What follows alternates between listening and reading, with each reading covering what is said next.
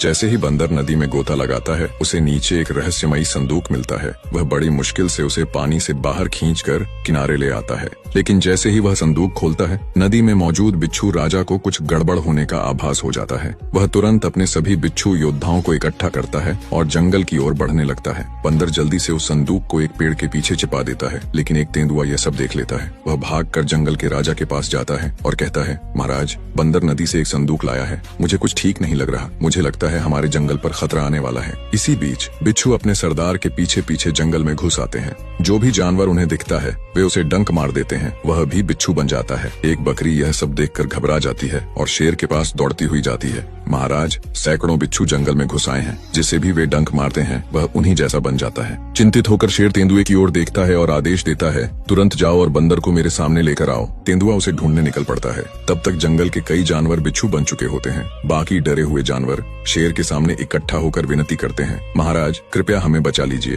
वे बिच्छू बहुत खतरनाक हैं। शेर शांत स्वर में जवाब देता है, घबराओ मत, यह सब बंदर की गलती की वजह से हो रहा है। तेंदुआ उसे लाने गया है। कुछ ही देर में तेंदुआ बंदर को लेकर लौट आता है। गुस्से में शेर दहाड़ता है, मूर्ख बंदर, तुम्हारी एक गलती की वजह से पूरा जंगल खतरे में पड़ गया। वह संदूक कहाँ है? बंदर संदूक शेर को सौंप देता है। उसी समय बिच्छू राजा वहाँ पहुँच जाता है। शेर आगे बढ़कर कहता है, मैं बंदर की ओर से क्षमा चाहता हूँ। बिच्छू राजा कहता है, मेरा संदूक कहाँ है? शेर उसे संदूक लौटा देता है। बिच्छू उसे लेकर वापस नदी की ओर चले जाते हैं और जैसे ही वे जंगल से बाहर जाते हैं, जो भी जानवर बिच्छू बन गए थे, वे फिर से अपने असली रूप में लौट आते हैं।